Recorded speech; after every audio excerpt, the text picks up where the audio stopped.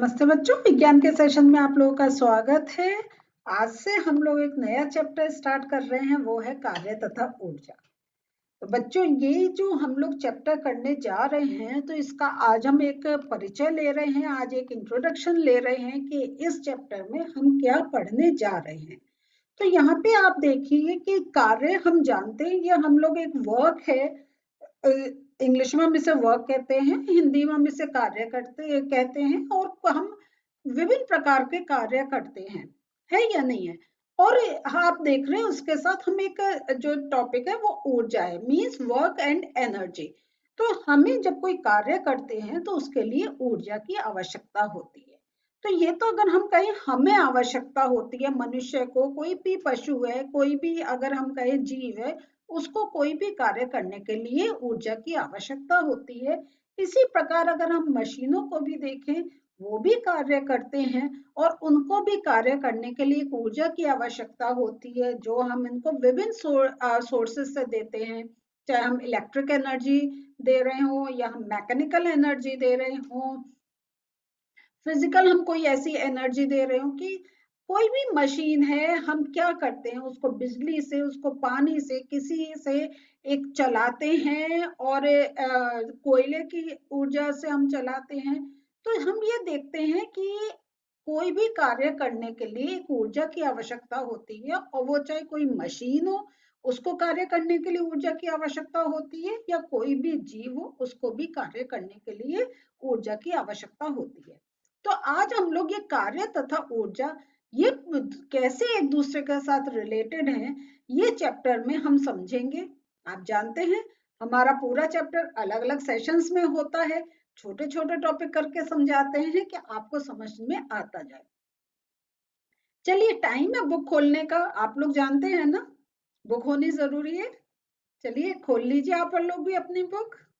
तो बच्चों, वही जैसा मैं कह रही थी, कार्य तथा ऊर्जा ये हमारा चैप्टर है, और इसमें हम बात कर रहे हैं कि जैसा हम लोगों ने पहले जो हमारे चैप्टर्स थे उसमें हमने ये पढ़ा था कि जो वस्तुओं की गति के जो तरीके हैं वो विभिन्न प्रकार के होते हैं। और गति हमने देखा था कि कैसे ये एक आपकी जो थी काइनेटिक एनर्जी से जो हम एक गति कर रहे थे, और अगर हम देखें तो एक ग्रेविटेशनल फोर्स के कारण भी हमारी गति हो रही थी। तो हम जो अभी तक जो पढ़ते आ रहे थे उसमें हमने ये देखा कि वस्तुओं की गति के वर्णन करने के तरीकों, गति का कारण तथा गुरुत्वाकर्षण के बारे में हम लोग चर्चा कर चुके हैं कि गति किस कारण होती है, ये भी हमने समझा था। आपको याद है कि कभी भी अगर जैसे कोई भी स्टेशनरी चीज है, बॉल है, तो जब हम उसको एक कुछ एनर्जी देते हैं, हम उसको फोर्स देते हैं, तब वो चलती है या नहीं है। तो और एक हमने कि हम जैसे बॉल का ही हमने एग्जांपल देखा था कि जब हम ऊपर थ्रो करते हैं वो अपने आप नीचे आती है। कोई भी वस्तु हम ऊपर अगर थ्रो कर रहे हैं वो नीचे जरूर आती है, और उसका कारण है ग्रेविटेशनल फोर्स, या जिसको हम कहते हैं गुरुत्वाकर्षण बल। तो आप लोग ये सब तो जानते ही हैं, है या नहीं है, हम लोग इससे पहले पढ़ चुके हैं। फिर कार्य एक अन्य अवधारणा है जो हमें अनेक प्राकृतिक घटनाओं को समझने तथा उनकी व्याख्या करने में सहायता करती है। ये देखिए, तो ये जो है, ये जो कार्य है, ये एक कॉन्सेप्ट है, अवधारणा है, और ये जो हमारी प्राकृतिक जो हमारी घटनाएं हो रही हैं, विभिन्न प्रकार के, जैसे हमारी एयर चल रही है, बारिश हो रही है, हमारे साइक्लोन्स आ रहे हैं, कितनी हमारी प्राकृतिक घटनाएं हो रही हैं। तो यहाँ हम देखते हैं कि कैसे क्या एक एनर्जी में एक चेंज आता है, जिसके कारण हम ये सब होता हुआ देखते हैं। फिर आपसे यहाँ पे देखिए एक चीज और कर रहे हैं कि ऊर्जा तथा शक्ति का कार्य से निकट संबंध है। तो यहाँ जैसा मैंने आपको पहले समझाया था कि कोई भी कार्य करने के लिए एक ऊर्जा की, एक शक्ति की आवश्यकता होती है। वो अगर जब किसी एक वस्तु के अंदर वो एक ऊर्जा आ जाती है या वो शक्ति आ जाती है, तो उसके अंदर एक मूवमेंट स्टार्ट होता है। आप अगर कार का एग्जाम्पल ले लें, तो कार में अगर जब तक हम पेट्रोल या डीजल नहीं डालेंगे, या जो हम सीएनजी से भी चलाते हैं, या इलेक्ट्रिक भी हमारे व्हीकल्स आने लग गए हैं, तो हम उसको एक प्रकार का क्या दे रहे हैं, हम एक शक्ति दे रहे हैं, हम एक ऊर्जा दे रहे हैं। वो हमारी पेट्रोल से भी हो सकती है, डीजल से भी हो सकती है, इलेक्ट्रिक से भी हो सकती है, सीएनजी जैसे जैसे चल रहा है। तो विभिन्न प्रकार के हम कोई ना कोई एक फ्यूल डालते हैं जो उसके अंदर एक ऊर्जा देता है, जो उसके अंदर एक शक्ति देता है, जिसके कारण जो है जो कार है वो एक कार्य करने लगती है। और कार्य का जो कार है उसका कार्य करना क्या है, एक स्थान से मूव होना, उसका ये कार्य है। तो एक ये मैंने कार का एग्जाम्पल दिया। तो ऐसी हमारी जो मशीन्स हैं, आप घर का मिक्सर ले लीजिए, हम जब तक उसको इलेक्ट्रिक करंट से उसको ज्वाइन नहीं करते और एक बटन नहीं प्रेस करते हैं, तब तक उसके अंदर वो ऊर्जा नहीं आती है, जिससे उसका जो व्हील है अंदर जो हमारा मिक्सर का घूमता है, जिसके कारण हमारा कार्य होता है, वो नहीं होगा। तो यहाँ पे जो हम देख रहे हैं, तो क्या हम किसी ना किसी प्रकार से एक ऊर्जा, एक शक्ति दे रहे हैं।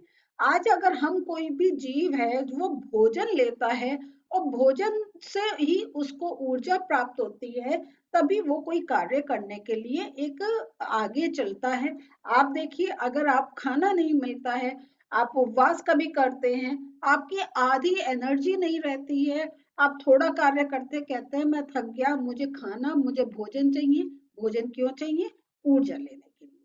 तो ये देख रहे हैं कि हम जो, जैसा आपसे कहा गया है कि ऊर्जा तथा शक्ति का कार्य से बहुत निकट एक संबंध है।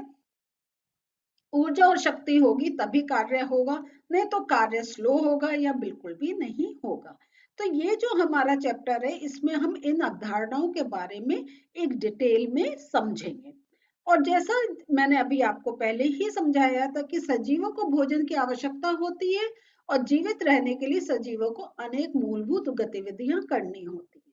और ये जो गतिविधियां हैं, ये आप लोग पहले क्लासेस में भी पढ़ चुके हैं और आपको थोड़ी नॉलेज भी होगी कि यही नहीं है कि आज मैं आपको बता रही हूँ तो मेरे अंदर बोलने की शक्ति है।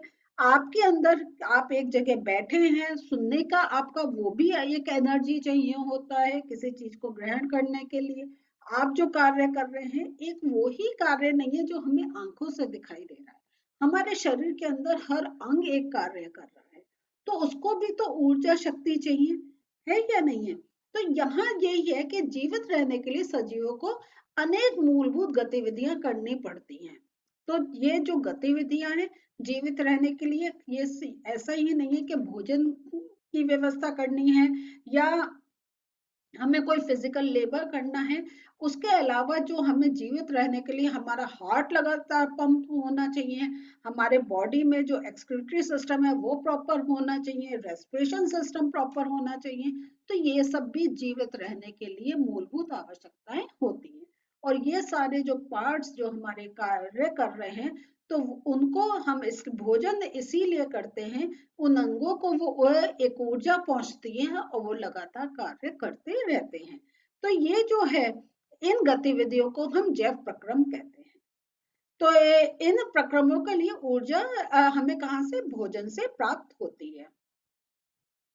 अब जैसे कुछ हम क्रियाकलापों की बात कर रहे हैं, तो जैसे आपका कोई भी आप क्रियाकलाप कर ले लीजिए, आप खेलना ले लीजिए, आप पढ़ना ले लीजिए, आप दौड़ना ले लीजिए, आप घर पे कोई और कार्य कर रहे हैं, साफ सफाई कर रहे हैं, खाना बना रहे हैं, तो ये सारे में आप साइकिल चला रहे हैं, इन सब कार्य करने के लिए भी ऊर्जा की आवश्यकता होती है। और जो कठिन क्रियाकलाप जो होते हैं उसमें हमें अधिक ऊर्जा की आवश्यकता होती है। आप कोई एक स्पोर्ट्समैन है, आप दौड़ रहे हैं, आप कोई गेम खेल रहे हैं, उसमें आपको अधिक ऊर्जा की आवश्यकता होती है। इसलिए जो स्पोर्ट्स पर्सन होते हैं उनको एक स्पेशल डाइट फॉलो करनी होती है। ऐसे ही जो लेबर का काम करते हैं, जो रात दिन मजदूरी का काम करते हैं, उनको भी एक ज्यादा भोजन की आवश्यकता होती है, क्योंकि उनको अधिक ऊर्जा की आवश्यकता होती है। तो जंतु भी क्रियाकलापों में व्यस्त रहते हैं। अब जैसे है आपका वो इधर से उधर जो जंतु हैं वो दौड़ते हैं, वो आपस में लड़ते हैं, उनको अपने शत्रुओं से अपना एक बचाव करना होता है। इवन अपने भोजन के लिए उनको दूसरे अगर जानवर खाने हैं तो उनके पर भी एक वो जो एक उनको एक क्या कहना चाहिए कि एक वो दौड़ते हैं, उनके एक इतना उसके तेजी से उसके पीछे दौड़ते हैं कि उसको ग्रैब कर सकें, उसको पकड़ने की एक पकड़े रहने की एक शक्ति चाहिए होती है। इवन पर अगर पक्षी का लें तो वो अपना जब उनको कोई एक भोजन लेना होता है, कितना जल्दी वो उड़ के जल्दी से अपना ग्रैब करके वो भागते हैं। कभी आपने देखा है, आप कोई रोटी का टुकड़ा डालते हैं, आपके कबूतर हैं, आपके चिड़िया हैं, आपके कौवे हैं, कैसे वो फड़फड़ाते जल्दी से आते हैं और लेकर चले जाते हैं। तो ऐसे हम देखते हैं कि इस प्रकार कितने जीव जंतु हैं कि जिनको हम अपनी एक जिनके बारे में हमें मालूम है, जिनको हम रोज अपनी लाइफ में देखते हैं, तो हम देखते हैं कि उन जीव जंतुओं को भी एक ऊर्जा चाहिए होती है वो कार्य करने के लिए। होती है या नहीं होती है? अब जैसे अगर हम घोड़ों का लें, हम बैलों का लें जो खेतों में काम कर रहे हैं, गायों का लें, तो इन सबको भी क्या है कि उनको भी एक कार्य करना होता है, अपने ऊपर बोझा लादना होता है, बैलगाड़ी खींचनी होती है, तो ये सब भी करने के लिए उनको एक किसकी आवश्यकता होती है? ऊर्जा की आवश्यकता होती है। तो मशीनों के बारे में भी अगर हम सोचें तो उन मशीनों की सूची भी हम अगर बनाएं तो हम ये देख सकते हैं कि मशीन भी, जैसा मैंने कहा था, उनको भी एक शक्ति चाहिए होती है जिसको वो उनको पेट्रोल डीजल से या अगर हम कहें इलेक्ट्रिसिटी से भी मिलती है। तो हम ये देख रहे हैं, इतने एग्जाम्पल के बाद जीव जंतु ले लें, मनुष्य ले लें, मशीन ले लें, हर जगह उन देखते हैं एक ऊर्जा की आवश्यकता होती है। और ऊर्जा की आवश्यकता क्यों होती है? क्योंकि वो किसी न किसी प्रकार का कार्य कर रहे होते हैं। तो बहुत एग्जाम्पल्स आपको हमने बताए हैं, आप भी अपनी तरफ से सोच सकते हैं। तो मेन ये है कि जैसा आपको कहा गया है कि ऊर्जा तथा शक्ति का कार्य से निकट संबंध है। तो यहाँ पे आपको मैंने इतने एग्जाम्पल्स देकर एक बताने का कोशिश करा है कि कैसे हम कोई भी चीज सोचें वो एक कार्य कर रही है और कार्य करने के लिए ऊर्जा की आवश्यकता होती है। अब कार्य क्या है, जैसा आप ये टॉपिक देख रहे हैं, ये मैं नेक्स्ट सेशन में लूंगी। तो आज जो पढ़ा है इसके नोट्स देखते हैं। तो ऊर्जा सभी जीवों को जैव प्रक्रमों के लिए ऊर्जा की आवश्यकता होती है। यह ऊर्जा भोजन से प्राप्त होती है। कठिन क्रियाकलापों में अधिक ऊर्जा की आवश्यकता होती है।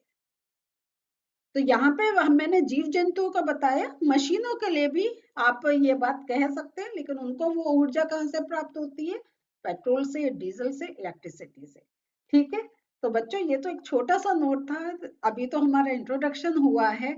आगे आगे चलेंगे सेशंस में और समझते जाएंगे। मिलते हैं नेक्स्ट सेशन में। बाय।